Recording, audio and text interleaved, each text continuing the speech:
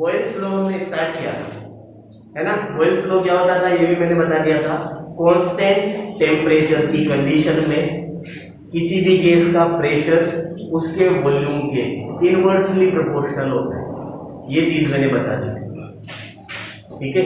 इसके बाद में मैंने उसका कुछ रिलेशन भी बता दिया, यहाँ तक भी कोई दिक्कत नहीं। इसके बाद आगे देखो, सपोज एक कोई गैस है, उसकी फिक्स अमाउंट मैंने ले ली, कोई भी गैस है उसकी फिक्स अमाउंट ले ली, क्योंकि अपन ने बॉयल्स लॉ में बोला ही क्या था, किसी भी गैस की फिक्स अमाउंट को फिक्स टेम्परेचर पर अगर उसके प्रेशर को देखते हैं तो प्रेशर वॉल्यूम से इनवर्सली रिलेटेड होता है, ठीक। तो एक कोई गैस है जिसकी फिक्स अमाउंट है, उस फिक्स अमाउंट वाली गैस का मैंने प्रेशर स्टार्टिंग में P1 देखा और वॉल्यूम कितना देखा V1, मतलब उसका प्रेशर और वॉल्यूम इनिशियली नोट किया तो कितना मिला मुझे P1 V1 है। अब मैंने क्या किया, कांस्टेंट टेम्परेचर और फिक्स अमाउंट ऑफ गैस का ये प्रेशर चेंज करके क्या कर दिया, P2 कर दिया, तो इसका वॉल्यूम भी चेंज हो गया, क्या हो गया, V2 हो गया। क्या बोल रहा हूँ, मैंने एक गैस है जिसका प्रेशर P1 से P2 कर दिया, तो इसका वॉल्यूम ऑब्वियस सी बात है V1 से चेंज हो गया, कुछ ना कुछ तो होगा, उसको क्या बोल दिया, V2 बोल दिया, ठीक है। दो सिचुएशन होगी, case first and case second, इन दोनों पे बॉयल्स लॉ अप्लाई करते हैं। बॉयल्स लॉ क्या बोलता है, pressure is inversely proportional to volume relation number 1 and pressure is inversely proportional to volume relation number 2।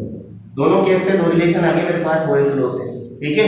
From relation number 1 and 2, relation number 1 and 2 क्या बोल रहा है मुझे, अगर मैं इसको इससे डिवाइड करता हूं, देखो इधर P1 डिवाइडेड बाय P2 अगर मैं करता हूं तो इधर ये क्या हो जाएगा, V2 डिवाइडेड बाय V1। आ रही है बात समझ में, क्या किया मैंने, एक कोई गैस है उसका इनिशियल प्रेशर P1 है और इनिशियल उस गैस का वॉल्यूम V1 है, कांस्टेंट टेम्परेचर पर मैंने इस गैस का प्रेशर P2 कर दिया तो वॉल्यूम चेंज होकर V2 हो गया। दोनों सिचुएशन पे मैंने बॉयल्स लॉ अप्लाई किया। बॉयल्स लॉ क्या बोलता है, प्रेशर एंड वॉल्यूम में इनवर्स रिलेशन होता है, that mean P1 is proportional to 1 upon V1 या P1 is inversely proportional to V1, P2 is inversely proportional to V2। Is that clear. अब मैंने क्या किया, इक्वेशन 1 को इक्वेशन 2 से डिवाइड कर दिया, P1 डिवाइडेड बाय P2, ये 1 अपॉन V1 और 1 अपॉन V2 है, तो ये क्या हो जाएंगे, इस तरीके से V2 बाई V1 हो जाएंगे। ये जो रिलेशन आया, ठीक है, ये जो भी रिलेशन है अपने पास में, ये रिलेशन तुम्हें ध्यान रखना है किसके लिए, बॉयल्स लॉ के लिए। ठीक, किस कंडीशन में, अगर किसी गैस का तुम प्रेशर वॉल्यूम चेंज करके कुछ बदल के कुछ दूसरा कर रहे हो, मतलब P1 V1 एक कंडीशन से P2 V2 दूसरी कंडीशन तक गैस का प्रेशर और वॉल्यूम चेंज कर रहे हो, उस सिचुएशन में बॉयल्स लॉ क्या होता है, P1 upon P2 is equals to V2 upon V1। Clear है बात, ठीक है। ये कहां पे ध्यान रखना है तुम्हें, न्यूमेरिकल के लिए ध्यान रखना है, इसके लिए इसको ध्यान रखना है, न्यूमेरिकल के लिए, ठीक है। तो नीचे हेडिंग डाल दो ऐसे ही फॉर न्यूमेरिकल और उसमें लिखो जो बॉयल्स लॉ लास्ट लिखाया था मैंने, उसके नीचे टॉपिक डाल दो, ये 5th चैप्टर है फॉर न्यूमेरिकल, और फॉर न्यूमेरिकल के नीचे लिखना है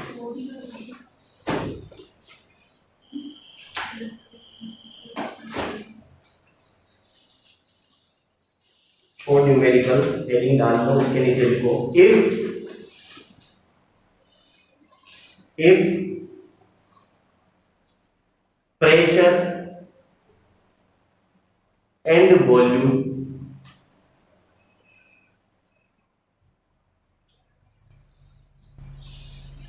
of a gas, if pressure and volume of a gas is changed from P1 V1 is changed from P1 V1 to P2 V2,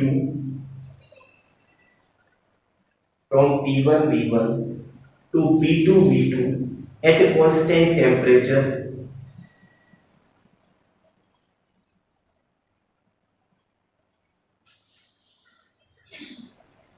then according to Boyle's law, then according to Boyle's law, then according to Boyle's law, ये note कर लो यहाँ से, Boyle's law के according P1 is inversely proportional to V1, P2 is inversely proportional to V10, so from relation 1 and 2 P1 V1 is equals to V2 by V1। ये note कर लो। इसके नीचे से यहाँ क्वेश्चन लिखो, अब balloon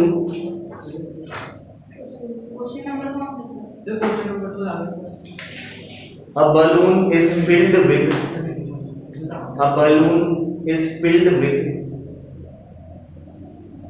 hydrogen gas. A balloon is filled with hydrogen gas. It will burst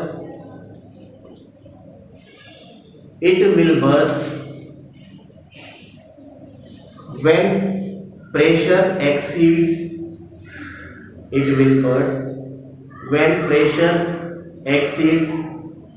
0.2 bar.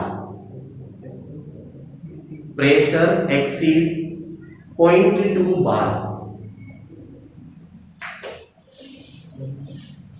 Full stop, आगे लिखो। If at 1 bar pressure, bar pressure की यूनिट है BAR। If at 1 bar pressure volume of hydrogen gas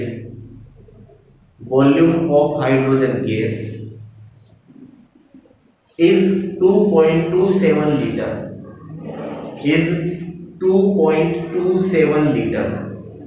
clear? Then up to what volume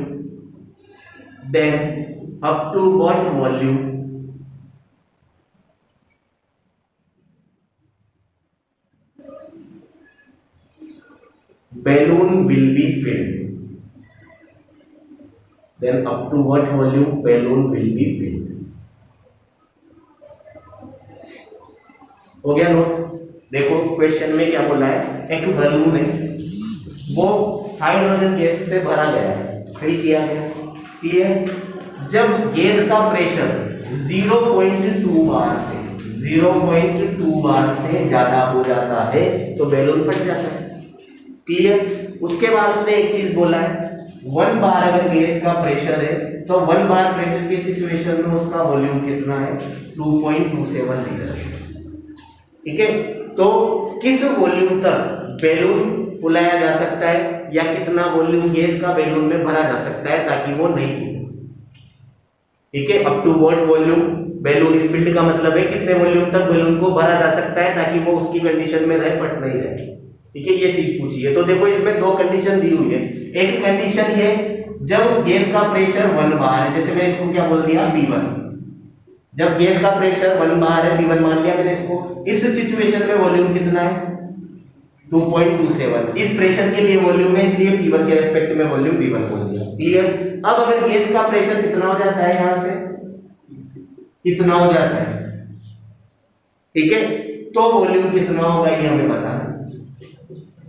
आ रही है बात समझ में? Gas का प्रेशर P1 है, तब वॉल्यूम इतना ही मान लिया अपन ने, क्योंकि कंडीशन ये दे रखी है। दूसरी कंडीशन है कि अगर प्रेशर 0.2 से ज्यादा हो जाएगा तो बैलून फट जाएगा, तो 0.2 तक कितना वॉल्यूम है वो अपन देख ले। आ रही है बात समझ में? रिलेशन क्या होता है देखो इधर, अकॉर्डिंग टू बॉयल्स लॉ। अब कोई बच्चा बोले कि सर यहाँ कैसे पता चला कि बॉयल्स लॉ ही अप्लाई करना है, तो प्रेशर और वॉल्यूम में कौन रिलेशन दे रहा है अब तक अपने? बॉयल्स लॉ ही तो दे रहा है, टेम्परेचर तो कांस्टेंट ही, ये सारी जो भी इंसिडेंट हुआ ये कांस्टेंट टेम्परेचर की सिचुएशन में तो हुआ है, ठीक है? तो देखो इधर बॉयल्स लॉ क्या बोलता है, P1/P2 इनवर्सली होते हैं, इसलिए ध्यान रखना अगर P1/P2 लिखोगे तो V2/V1 लिखोगे, क्योंकि इनवर्स होते हैं। P1 V1 इनवर्स है, P2 V2 इनवर्स है, क्लियर? पुट करो वैल्यूज। P1 की वैल्यू कितनी है, 1 बार। इसके अलावा P2 की वैल्यू कितनी है, 0.2 बार, इज इक्वल टू V2 की वैल्यू कितनी है, V2 तो फाइंड आउट करना है, एंड V1 की वैल्यू कितनी है, 2.27 लीटर, क्लियर? बार से बार कैंसिल हो गया, क्लियर? पॉइंट हटाओगे तो ऊपर क्या हो जाएगा, 10। इसके बाद देखो V2 की वैल्यू में फाइंड आउट करनी है, तो V2 को रहने दो, ये 2.27 क्रॉस मल्टीप्लाई हो जाएगा, V2 रहने दो, 2.27 क्रॉस मल्टीप्लाई हो जाएगा। आ रही बात समझ में? ये 2.27 क्रॉस मल्टीप्लाई हुआ किससे? 10 से, और नीचे क्या है? Divided by 2। अरे आ रही समझ में? कैसे लिखा? ये v2 तो इधर छोड़ दिया अकेला, वो लिखने में इधर लिख दिया बट v2 छोड़ दिया, ये क्रॉस मल्टीप्लाई में ऊपर आ गया तो 2.27 into 10 डिवाइडेड बाय 2। अब इसको सोल्व करना है, तुम तो सोल्व कर लो इसको, इससे सोल्व करो तो ये कितना हो जाएगा? 1.13 हो जाएगा, कितना? 35 into 10, मतलब ये आ जाएगा 11.35 लीटर। ठीक है, तो अगर बैलून में गैस का वॉल्यूम इतना होगा तब तक वो स्टेबल रहेगा, इससे ज्यादा वॉल्यूम हुआ तो फिर फट जाएगा। सिंपल सा क्वेश्चन है, लैंग्वेज कुछ भी हो उससे अपने को मतलब नहीं है, तुम्हें क्या फोकस करना है? इनिशियल प्रेशर, मतलब एक तो P1 V1 की वैल्यू ढूंढनी है, एक P2 V2 में से एक की वैल्यू ढूंढनी है, दूसरे की फाइंड आउट करनी है। Is that clear? क्वेश्चन तुम्हारी बुक का है, what will be the minimum pressure required, what will be the minimum pressure required to compress 500 decimeter cube of air at 1 bar to 200 decimeter cube at 30 degree centigrade. क्या बोल रहा है question में? Air, atmospheric air जो है ना, उसको 500 decimetre cube volume से कंप्रेस करना है 1 बार प्रेशर में, और कितने वॉल्यूम तक कंप्रेस करना है? 200 डेसीमीटर क्यूब तक कंप्रेस करना है। ठीक है, उस सिचुएशन में उसका प्रेशर बताओ। आ रही है बात समझ में? ध्यान से देखो, 5.1 क्वेश्चन है तुम्हारी बुक का। ठीक है, देखो इधर ध्यान से, हाँ इधर ध्यान दो। 5.1 क्वेश्चन है, उसमें क्या बोला है? एक गैस है, उसका वॉल्यूम कितना है? 500 डेसीमीटर क्यूब है। ठीक है, किस सिचुएशन पे जब प्रेशर कितना है? ये तो वॉल्यूम है, इसको V1 बोल दिया मैंने। इस सिचुएशन में प्रेशर कितना है? 1 बार। ये क्लियर? एक गैस है जिसका वॉल्यूम कितना है? इनिशियली 500 डेसीमीटर क्यूब है। अब इसको कंप्रेस करना है, कंप्रेस करने के लिए इस पे कितना प्रेशर लगाए कि इसका वॉल्यूम कितना हो जाए? 200 डेसीमीटर क्यूब हो जाए। मतलब इतने प्रेशर पे तो इसका वॉल्यूम इतना है, इस वॉल्यूम को चेंज करके 200 डेसीमीटर क्यूब करने के लिए कितना प्रेशर रिक्वायरमेंट है? दैट मींस P2 की वैल्यू फाइंड आउट करना। Is that clear? अब देखो क्या है रिलेशन अपने पास? According to Boyle's law, P1 divided by P2 is equals to V2 divided by V1।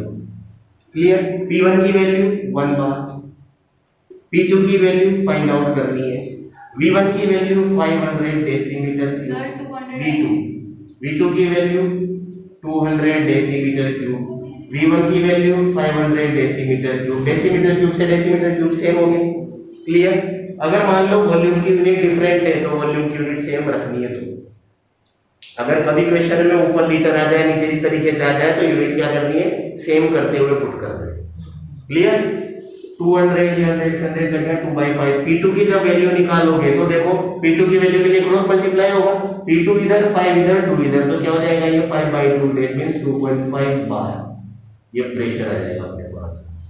ठीक है, तो इस 500 decimetre cube volume of air को 200 तक कंप्रेस करने के लिए 2.5 बार प्रेशर रिक्वायर्ड है।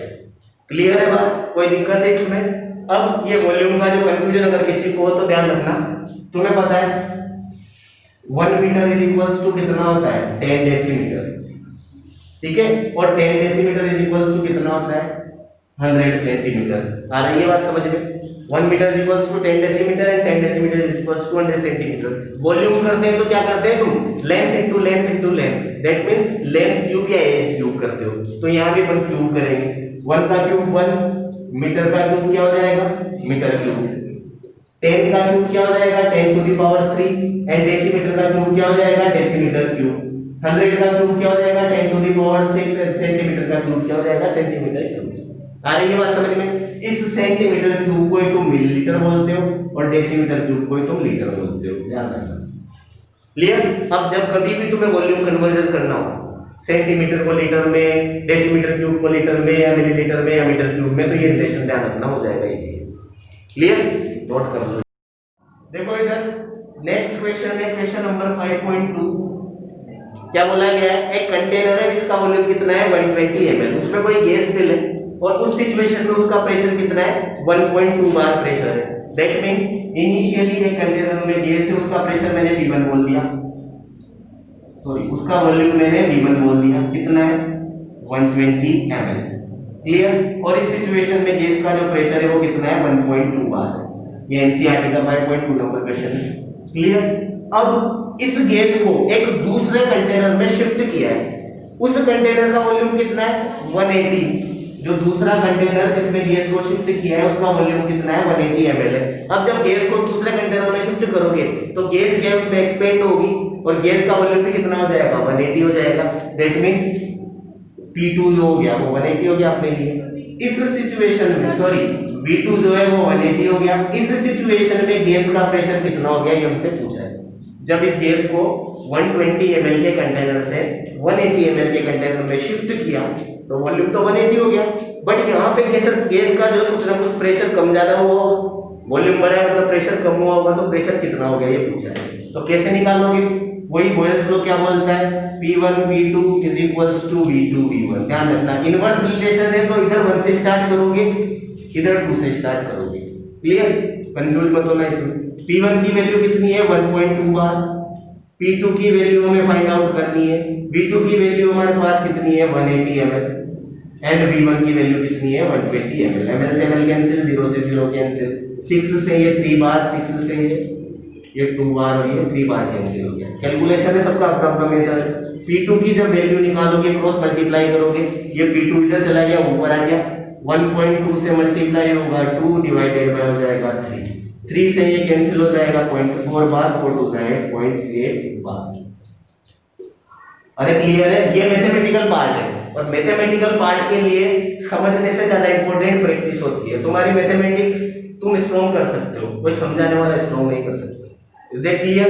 ये कैलकुलेशन मान लो मैंने इस तरीके से कि किसी का और मेथड होगा तो कैलकुलेशन नॉट प्रॉब्लम, कंसेप्ट समझना प्रॉब्लम है। ठीक है, ऊपर वाली चीज समझ में आई या नहीं आई उसमें कोई प्रॉब्लम? क्लियर? नोट कर लो। देखो क्वेश्चन नंबर 5.8 है। क्वेश्चन नंबर 5.8 क्या है? दो गैसेस का मिक्सचर है, एक गैस है हाइड्रोजन और एक गैस है ऑक्सीजन, दोनों को मिक्स किया, ये हाइड्रोजन और ऑक्सीजन का मिक्सचर बन गया। ध्यान से समझना, जब हाइड्रोजन प्योर है अकेला है उस सिचुएशन में इसका वॉल्यूम कितना दिया हुआ है? इस सिचुएशन में इसका वॉल्यूम दिया हुआ है मुझे 0.5 ml, ये दिया हुआ है। और यहाँ पे इसका जो प्रेशर है वो कितना दिया हुआ है मुझे 0.8 बार, यही दिया हुआ है। हाँ अच्छा 0.5 लीटर है, ठीक है। और ऑक्सीजन का वॉल्यूम कितना दिया हुआ है? जब ये अकेला प्योर है उस सिचुएशन में ऑक्सीजन का वॉल्यूम दिया हुआ है मुझे 2 लीटर, ठीक है। और इसका प्रेशर जो मुझे दिया हुआ है वो कितना दिया हुआ है 0.7 बार। अब क्या किया है, दोनों को मिक्स किया, मिक्स करते ही ये जो मिक्सचर है इसका वॉल्यूम तो कितना हो गया 1 लीटर। और यहाँ पे मुझे हाइड्रोजन का प्रेशर पूछा है, ऑक्सीजन का प्रेशर पूछा है, ठीक है। ऐसा क्यों बोला मैंने? उसने मिक्सचर का टोटल प्रेशर पूछा है मेरे से, तो मैं हाइड्रोजन का प्रेशर निकाल लूं इसमें, मैं ऑक्सीजन का प्रेशर निकाल लूं इसमें, दोनों को ऐड कर दूंगा तो मिक्सचर का टोटल प्रेशर आएगा या नहीं आएगा? एक ही क्वेश्चन में दो क्वेश्चन है। कैसे? यहाँ पर V1 P1 मुझे पता है, यहाँ पे मुझे V2 तो पता है 1 लीटर है, बट pH2 नहीं पता, एक क्वेश्चन। यहाँ पे मुझे V1 P1 तो पता है, यहाँ पे मुझे V2 तो पता है 1 लीटर, बट TO2 नहीं पता, दूसरा क्वेश्चन। दो क्वेश्चन है एक साथ इसमें मिक्स कर दिया और कुछ नहीं। अब देखो for hydrogen gas, for hydrogen gas ध्यान से समझना, हाइड्रोजन गैस के लिए इनिशियली उसका वॉल्यूम कितना है? वॉल्यूम मैंने बोल दिया ये लीटर, कितना हो गया 0.25 लीटर। और इस सिचुएशन में प्रेशर कितना है 0.8 bar. Clear? Let pressure of hydrogen in mixture is pH2। Pressure में हाइड्रोजन का प्रेशर क्या मान लिया? हाइड्रोजन का इस मिक्सचर में pressure pH2। And volume of mixture कितना है? वॉल्यूम ऑफ मिक्सचर हमारे पास में है V2, जिसको मैं बोल रहा हूँ 1 लीटर। क्वेश्चन में मेंशन है 1 लीटर, मिक्सचर तो 1 लीटर ही है तो वॉल्यूम 1 लीटर ही आएगा। क्लियर? अब देखो according to Boyle's law P1 upon P2 is equals to P1 upon pH2 is equals to क्या आ जाएगा V2 upon V1। Clear? P1 की वैल्यू कितनी है मेरे पास में? P1 की वैल्यू है 0.8 बार। pH2 हमें फाइंड आउट करना है। V2 की वैल्यू कितनी है हमारे पास में? 1 लीटर। एंड V1 की वैल्यू हमारे पास कितनी है? 0.5 लीटर। कोई दिक्कत है? वैल्यूज पुट किए मैंने। अब यहां से मुझे pressure of hydrogen pH2 find out करना है। क्रॉस मल्टीप्लाई करो। क्रॉस मल्टीप्लाई करोगे तो ये 0.5 0.8 से मल्टीप्लाई होगा, कितना हो जाएगा? ये 4 और ये 1 नीचे आ जाएगा। कितना आ गया? 4 बार। प्रेशर कितना आ गया? 4 बार। सॉरी ये 0.4 हो गया यहाँ पे, क्योंकि 0.8 और 0.5 है ना, ये क्या हो जाएगा? 0.4 और इधर ये आ जाएगा 4 बार। क्लियर? ये अपन ने हाइड्रोजन का प्रेशर निकाला। अब सिमिलरली ऑक्सीजन का भी निकाल सकते हैं अपन, तो सिमिलरली ऑक्सीजन का भी निकालते हैं। देखो इधर यहाँ पे 4 ऑक्सीजन गैस। ऑक्सीजन गैस के लिए भी क्या करूंगा? ये एक बार इस केस में तो V1 V2 में मान चुका, अब यहाँ वापस से मान ले, कोई दिक्कत है क्या? ठीक है। ऑक्सीजन के केस में देखो V1 कितना है मेरे पास में? 2 लीटर। इस सिचुएशन में P1 कितना है मेरे पास में? 0.7 बार। क्लियर? अब ऑक्सीजन का प्रेशर में कितना मान लेता हूं मिक्सचर में? PO2, वही ऊपर वाली लैंग्वेज। ठीक। और मिक्सचर का वॉल्यूम कितना है यहाँ पर? वही 1 लीटर। दोनों का मिक्सचर का वॉल्यूम तो 1 लीटर ही है। आ रही है बात समझ में? अब वापस से क्या लगाओगे? वही formula P1 P2 is equals to V2 upon V1। यहाँ P2 ना लेके अपन ने PO2 ले रखा है। क्लियर है बात? अरे मानने के ऊपर है, P2 की जगह PO2 मान लिया, क्या दिक्कत है? ठीक। देखो इधर PO2 pressure of oxygen in mixture, ये अपने को फाइंड आउट करना है। तो प्रेशर ऑफ ऑक्सीजन मिक्सचर में फाइंड आउट करेंगे तो वैल्यू क्या हो जाएगी? P1 PO2 फाइंड आउट करोगे तो P1 V1 अपॉन V2। अब वैल्यू पुट कर दो। P1 की वैल्यू कितनी है? 0.7 बार इनटू V1 की वैल्यू कितनी है मेरे पास में? 0.2 लीटर और V2 कितना है?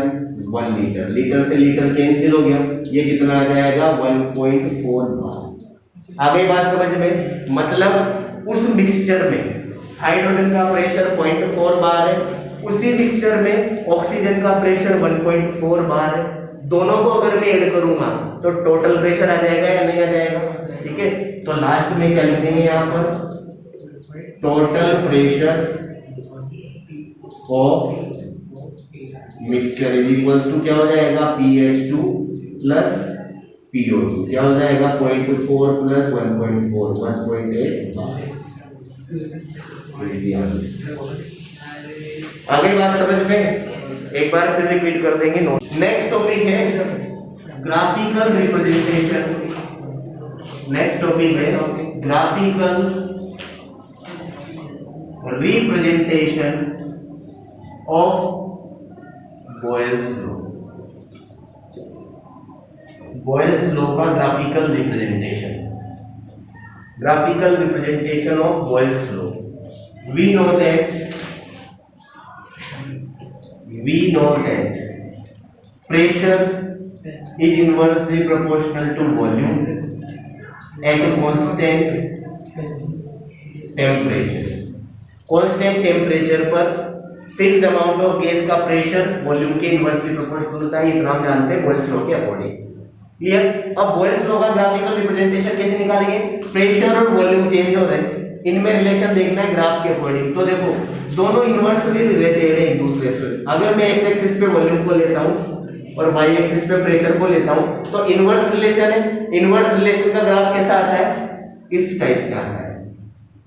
इसका मतलब यहां तुम देख सकते हो, अगर प्रेशर की वैल्यू ज्यादा है, ऊपर बढ़ोगे तो वैल्यू ज्यादा होगी, प्रेशर की वैल्यू ज्यादा है तो यहाँ पर वॉल्यूम की वैल्यू कम है।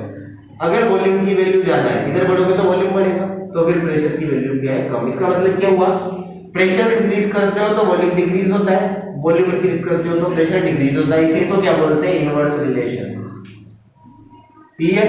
ये ग्राफ आता है और ये ग्राफ के लिए कंडीशन क्या है? ये कांस्टेंट टेम्परेचर पर ग्राफ है। किस सिचुएशन में ग्राफ है? ये कांस्टेंट टेम्परेचर। तो वो तुमसे ग्राफ पूछ सकता है।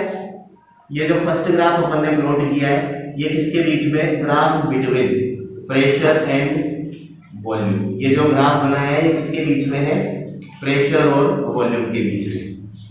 सेकंड, वो अपने से ऐसा भी ग्राफ पूछ सकता है, कैसा, graph between pressure and reciprocal of volume, that means 1/वॉल्यूम। या तो वो डायरेक्ट प्रेशर और वॉल्यूम में ग्राफ पूछे अपने से बॉयल्स लॉ के अकॉर्डिंग, तो ऐसा ग्राफ बनेगा क्योंकि इन्वर्सली रिलेटेड है दोनों। बट अगर मैं इसी ग्राफ को P और 1/V के बीच में बोलूं, ध्यान से सुनना, दो बातें होती है। अगर यहाँ पे P इज इनवर्सली प्रोपोर्शनल बोलूंगा तो V बोलूंगा, और अगर यहाँ बोलूंगा P इज डायरेक्टली प्रोपोर्शनल तो 1/V बोलूंगा। आ रही समझ में पढ़ने का तरीका, P is inversely proportional to V और P is directly proportional to 1/V। दोनों चीजों में डिफरेंस क्या है पता है, प्रेशर बढ़ाओगे तो V की वैल्यू कम होगी, ये है इनवर्स, ठीक है, और प्रेशर बढ़ाओगे तो 1/V की वैल्यू बढ़ेगी, ये है डायरेक्टली प्रोपोर्शनल। दोनों चीजों में डिफरेंस है। तो जब वो बोलता है प्रेशर और वॉल्यूम में ग्राफ बनाओ तो ये इनवर्स रिलेटेड है, तो ग्राफ इनवर्स रिलेशन वाला बनेगा। बट अगर वो बोलता है प्रेशर और 1/वॉल्यूम में ग्राफ बनाओ तो डायरेक्टली प्रोपोर्शनल है, तो ग्राफ डायरेक्टली प्रोपोर्शनल वाला बनेगा। एक्स एक्सिस पे 1/वॉल्यूम ले लिया, वाई एक्सिस पे प्रेशर ले लिया, डायरेक्टली प्रोपोर्शनल ग्राफ होता है ऐसा, ठीक है। एक वैल्यू अगर इंक्रीज करोगे तो दूसरी वैल्यू भी सेम रेस्पेक्ट में इंक्रीज होती जाएगी। P is directly proportional to 1/V at a constant temperature। Sir directly proportional की तो सिर्फ V लगेगा, 1/V के तो डायरेक्टली प्रोपोर्शनल है, ओवरऑल अगर देखोगे तो इनवर्सली V के प्रोपोर्शनल है। वही चीज तो मैं बता रहा हूं, इसको दो तरीके से पढ़ा जा सकता है। P is inversely proportional to V, V के रेस्पेक्ट में पढ़ोगे तो इनवर्सली, और अगर 1/V के रेस्पेक्ट में पढ़ोगे तो P is directly proportional to 1/V। दोनों बातों में फर्क है। अगर P को V से रिलेट करोगे इस रिलेशन में तो P बढ़ने पे V घटेगा, और अगर P को इसी रिलेशन में 1/V से रिलेट करोगे तो P बढ़ने पे 1/V भी बढ़ेगा। तो टेस्ट में ऐसे पूछेगा कि जो ग्राफ बनाना है वो इनवर्सली का बनाना है या फिर डायरेक्ट? वो टेस्ट में डायरेक्ट ऐसे बोलेगा P और V के बीच में ग्राफ बनाओ या P और 1/V के बीच में ग्राफ बनाओ। क्लियर है बात? इसके अलावा यहीं पे एक और चीज देख लो, ध्यान दे लो, आजकल क्वेश्चन ऐसे नहीं पूछता। आजकल क्वेश्चन जो पुटअप करने का तरीका है वो बदल चुका है। कैसे? वो तुमसे ऊपर वाला वो नोट कर लिया था ना? नहीं किया था क्या? चलो कर लेंगे, तो इसको नोट कर लो। वैसे तो तुम्हारे पास इसमें मिल जाएगा, कोई दिक्कत नहीं है, थोड़ी सी स्पेस छोड़ देना। देखो आजकल क्वेश्चन पूछने के लिए वो इस तरीके से कर देता है, ध्यान देना। तुम्हें वो ग्राफ देगा, बॉयल्स लॉ के अकॉर्डिंग प्रेशर और वॉल्यूम के बीच में ये ग्राफ है।